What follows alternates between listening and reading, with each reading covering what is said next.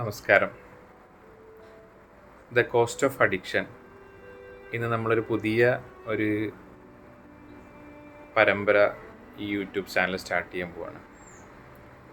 നമുക്കറിയാം, പ്രത്യേകിച്ച് ഇന്നത്തെ കാലഘട്ടത്തിൽ വളരെ പ്രസക്തമായൊരു പരമ്പരയായിരിക്കും ഇത്.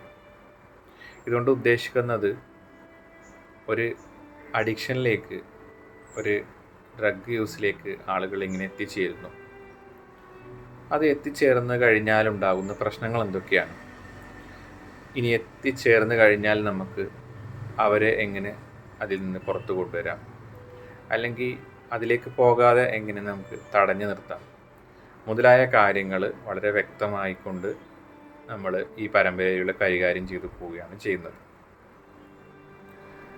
ഇനി എന്താണ് അഡിക്ഷൻ എന്ന് മുതൽ നമ്മൾ ഓരോ കാര്യങ്ങൾ വളരെ വിശദമായിട്ട് ഈ ഒരു പരമ്പരയിൽ പറയുന്നതായിരിക്കും. ഒരു ചെറിയൊരു സംഭവം വിശദീകരിച്ചുകൊണ്ട് നമുക്ക് സ്റ്റാർട്ട് ചെയ്യാം.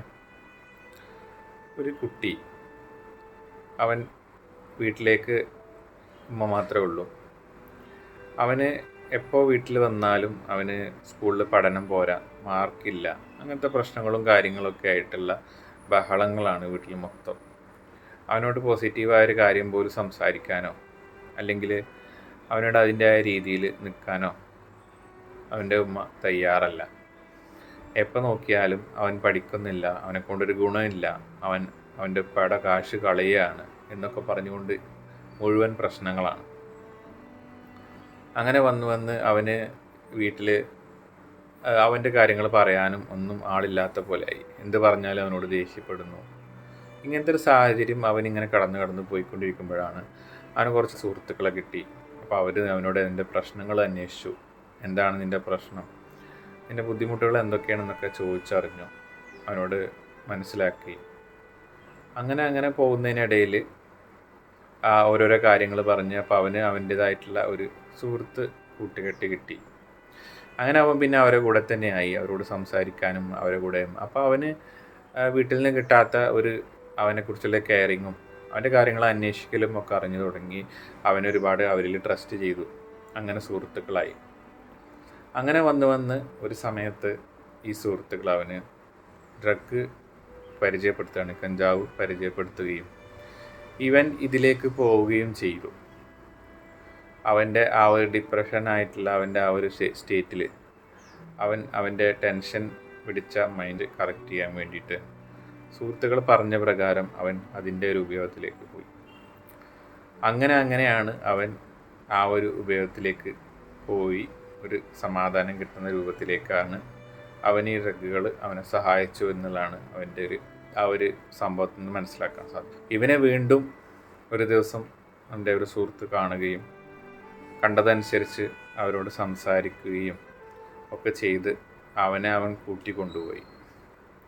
സംസാരിച്ച് അവൻ്റെ പ്രശ്നങ്ങളും കാര്യങ്ങളൊക്കെ ചോദിച്ച് നല്ല രീതിയിലൊരു ഫ്രണ്ട്ഷിപ്പായി. അവനെ ചില കാര്യങ്ങൾക്കൊക്കെ ഇവന് പോകുമ്പോഴൊക്കെ കൂടെ കൊണ്ടുപോകും. അങ്ങനെ അവന് നല്ല നല്ല സ്നേഹങ്ങളും യഥാർത്ഥമായ കാര്യങ്ങളും ഇവനിൽ നിന്ന് കിട്ടാൻ തുടങ്ങി. അങ്ങനെ കിട്ടി ഇവന് കാര്യങ്ങളൊക്കെ മനസ്സിലായി, ഇതിൻ്റെ പ്രശ്നങ്ങളും ഡ്രഗിൻ്റെ പ്രശ്നങ്ങളൊക്കെ മനസ്സിലായി. അങ്ങനെ പതുക്കെ അപ്പോൾ അവനോട് സംസാരിക്കാനും അവനോട് അവൻ്റെ പ്രശ്നങ്ങൾ മനസ്സിലാക്കാനും സമയം കണ്ടെത്തിയ മൂലം അവൻ പതുക്കെ തിരിച്ചു വന്നു. പതുക്കെ ഇപ്പോൾ ഉപയോഗം കുറച്ച് സ്വന്തമായി ജോലിക്കും ഒക്കെ കയറി ഇപ്പം നല്ല രീതിയിൽ അവൻ ഗൾഫിൽ ജോലിയും കാര്യങ്ങളൊക്കെ ചെയ്യുന്നുണ്ട്. എന്താണ് ഇത് കാരണം എന്നുള്ളത് ഈ സംഭവം പറഞ്ഞിട്ടുണ്ട്. ഇനി ഞാൻ യഥാർത്ഥമായ നമ്മളെ ഒരു പ്രസൻറ്റേഷനിലേക്ക് വരികയാണ്. എന്താണ് ഡ്രഗ് എന്നുള്ളത്. ഡ്രഗ് അഡിക്ഷനിലൂടെ നമുക്ക് അറിയാൻ സാധിക്കും, അത് നമുക്ക് ഇൻഡിവിജ്വൽ ഓരോ വ്യക്തിക്കും ഫിസിക്കലി മാത്രമല്ല മാനസികമായ പ്രശ്നങ്ങൾ ഉണ്ടാക്കുന്നു, സൊസൈറ്റിയിൽ പ്രശ്നമുണ്ടാക്കുന്നു, ഫിനാൻഷ്യലി പ്രശ്നമുണ്ടാക്കുന്നു, ഫാമിലിയിൽ പ്രശ്നം ഉണ്ടാക്കുന്നു. അങ്ങനെ ഓരോ എല്ലാ ഏരിയയും അത് എടുത്ത് മാറ്റിക്കൊണ്ടിരിക്കും. നമ്മളെ ലൈഫിലുള്ള എല്ലാ ഏരിയയും മാറ്റിക്കൊണ്ട് ആർക്കും വേണ്ടാത്ത ഒരു ഉപയോഗമില്ലാത്ത ഒരാളായി അയാൾ നശിച്ച് പോകുന്ന ഒരവസ്ഥയിലേക്കാണ് ഡ്രഗ്സിൻ്റെ ഉപയോഗം അയാളെ കൊണ്ടെത്തി. ഇനിയിപ്പോൾ നമ്മൾ ഡീറ്റെയിൽ ആയിട്ട് കാര്യത്തിലേക്ക് കിടക്കുകയാണ്. അപ്പോൾ നമുക്ക് ഒരുപാട് എപ്പിസോഡുകൾ വരുമ്പോൾ നമുക്ക് ഒരുപാട് കാര്യങ്ങൾ കവർ ചെയ്യാനുണ്ടാവും.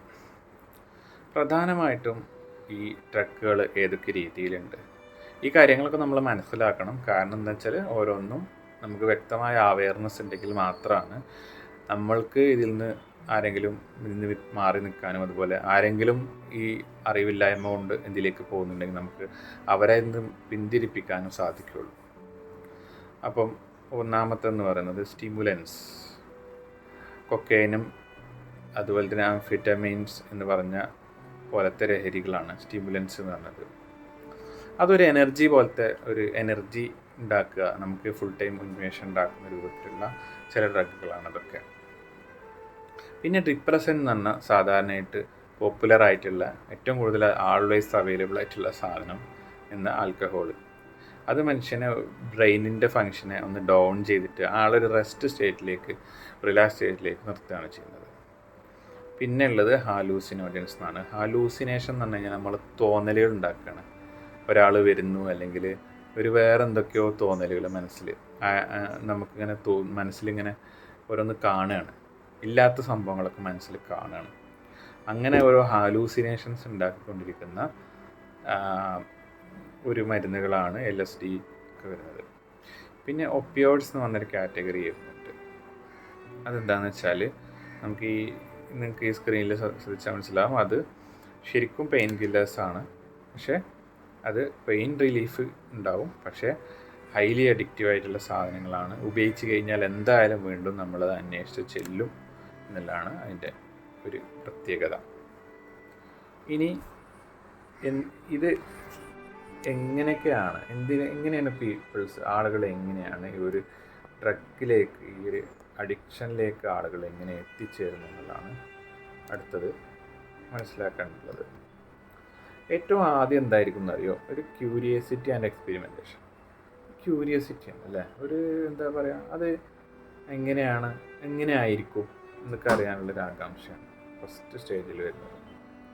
എങ്ങനെയായിരിക്കും അത് ഉണ്ടാവുക, അല്ലെങ്കിൽ ഒന്ന് പരീക്ഷിച്ച് നോക്കിയാലോ, ജസ്റ്റ് ഒന്ന് നോക്കിക്കഴിഞ്ഞാൽ കുഴപ്പമൊന്നുമില്ല അല്ലേ. ആൾക്കാർ പറയും ഒന്നും ഉപയോഗിച്ച് വെച്ചിട്ട് കുഴപ്പമൊന്നുമില്ല, അതിപ്പോൾ ഒന്നും വരാനൊന്നും പോകണില്ല. ഒരു പ്രാവശ്യം ഉപയോഗിച്ചാൽ നിങ്ങൾ അഡിക്റ്റ് ആകാൻ പോകണമെന്നില്ല. ഇത് വളരെ തെറ്റായ ഒരു ചിന്തയാണ്. ഒരു പ്രാവശ്യം ഉപയോഗിച്ചാൽ തന്നെ അഡിക്റ്റ് ആവുന്ന തരത്തിലുള്ള ലഹരികളൊക്കെയാണ് ഇപ്പോൾ ഇറങ്ങിക്കൊണ്ടിരിക്കുന്നത്. അപ്പോൾ ആളുകൾ അധികം ക്യൂരിയോസിറ്റി ആൻഡ് എക്സ്പെരിമെൻറ്റേഷൻ ആയിരിക്കും ആദ്യം. സുഹൃത്തുക്കളുടെ ഇടയിലേക്ക് കിട്ടുമ്പോൾ വെറുതെ ഒന്ന് നോക്കിയൊക്കെ എന്ന് പറഞ്ഞിട്ട് സാമ്പിൾ നോക്കുന്നൊരവസ്ഥയിലേക്കാണ് ആദ്യം പോകുന്നത്. പിന്നെ രണ്ടാമത്തെ സ്റ്റേജിലേക്ക് വരുമ്പോൾ വേറൊരു രീതി എന്ന് പറഞ്ഞു കഴിഞ്ഞാൽ പിയർ പ്രഷർ. അതായത് നമ്മളുടെ സുഹൃത്തുക്കളുടെ ഇൻഫ്ലുവൻസ് കാരണം കുറേ ഗ്രൂപ്പുകളൊക്കെ ഇരിക്കുമ്പോൾ എടാ നോക്കടാ എന്ന് പറഞ്ഞിട്ടുള്ള, ഞാനിപ്പോൾ ഉപയോഗിച്ചില്ലേ, ഇതിപ്പോൾ ഇത്ര പ്രശ്നമാണ്, ഞാൻ ഉപയോഗിക്കുമോ, ഒന്നും കുഴപ്പമില്ലാത്ത എന്നൊക്കെ പറഞ്ഞുകൊണ്ട് ഉള്ള സുഹൃത്തുക്കളുടെ ചില പ്രഷറുകൾ കാരണം ഈ സാധനങ്ങൾ ആളുകൾക്ക് ഉപയോഗിച്ചു തുടങ്ങും. പിന്നെ സ്ട്രെസ് ആൻഡ് കോപ്പിംഗ്. ഇവിടെയാണ് ആദ്യം ഞാൻ പറഞ്ഞ സംഭവമായിട്ട് കണക്ട് ചെയ്യാനുള്ളത്. സ്ട്രെസ് ആൻഡ് കോപ്പിംഗ് എന്ന് പറഞ്ഞാൽ ചില ആൾക്കാർക്ക് ഇങ്ങനെ ഒരു സാഹചര്യങ്ങൾ കൂടി സപ്പോർട്ടീവായിട്ട് വന്നാൽ, അതായത് കുടുംബത്തിൽ നിന്നും വ്യക്തമായ രീതിയിലുള്ള സപ്പോർട്ടോ സ്നേഹമോ അല്ലെങ്കിൽ വേണ്ട രീതിയിൽ അതിൻ്റെ കാര്യങ്ങൾ അറിയുകയോ സംസാരിക്കുകയോ കെയർ ചെയ്യുകയോ ചെയ്യാതെ ഇരിക്കുക ചെയ്തിട്ടുണ്ടെങ്കിൽ അത് അവൻ്റെ സപ്പോർട്ടാണ്. അപ്പോൾ അവൻ എന്ത് ചെയ്യും? ഇത്തരം ഡ്രഗിൻ്റെ യൂസിലേക്ക് പോകും. അവന് സ്ട്രെസ്സ് വരും.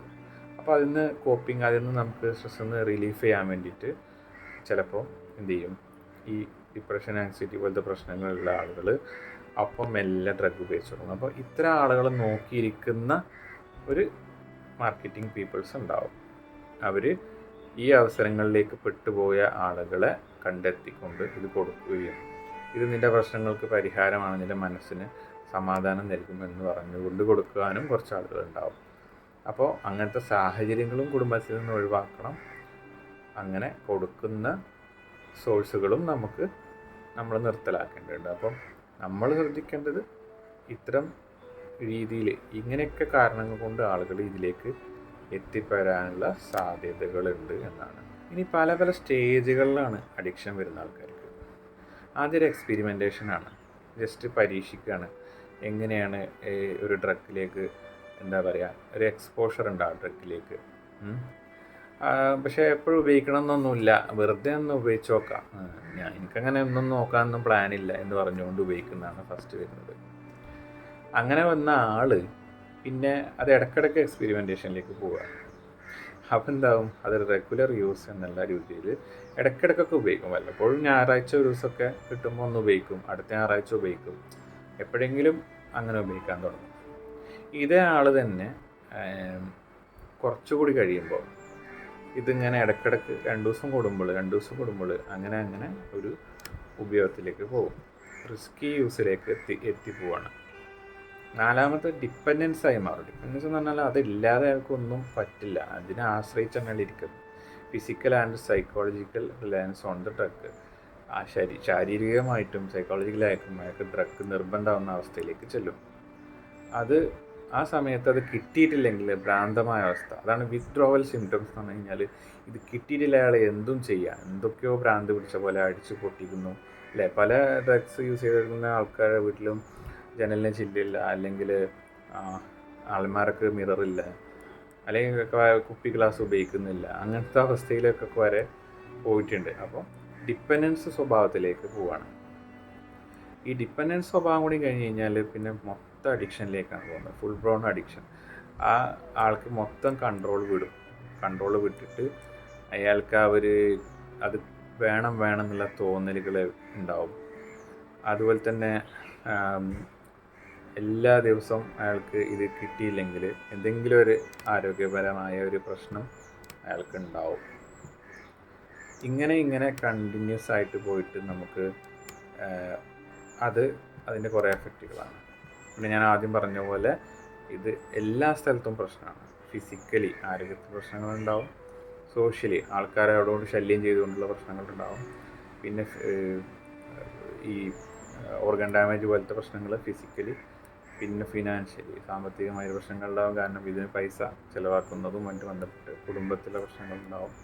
അയാളൊരു വില ഉണ്ടാവില്ല, അയാൾ പറഞ്ഞതിനോടോ അയാളുടെ വാക്കിനോടോ ഒരു വില ഉണ്ടാവും. ആദ്യമൊക്കെ ആൾക്കാർ പൈസ കൊടുക്കുമായിരിക്കും, പിന്നെ അയാൾ ആവശ്യത്തിന് കാശ് ചോദിച്ചാൽ പോലും കൊടുക്കില്ല. കാരണം അയാൾ ഈ സാധനം വാങ്ങാനാണെന്ന് പറഞ്ഞാൽ ആരും ഒന്നും കൊടുക്കില്ല.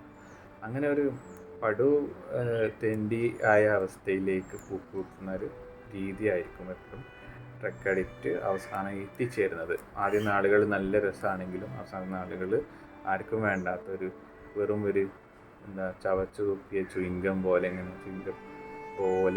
എന്നാൽ അതെന്താണ് ആളുകൾ നടന്നു പോകുമ്പോൾ ഒട്ടിയിട്ട് ശല്യം ചെയ്യുന്ന പോലെ ആയിരിക്കും. എന്നാൽ അതുകൊണ്ടൊരു ഉപകാരമില്ലാത്ത അവസ്ഥയിലേക്ക് ആളുകൾ പോകും. അപ്പം ഇനി ഫിസിക്കൽ ഇഷ്യൂസും മറ്റുമായി ബന്ധപ്പെട്ട് നമുക്ക് അടുത്ത എപ്പിസോഡിൽ കാണാം. Okay, thank you.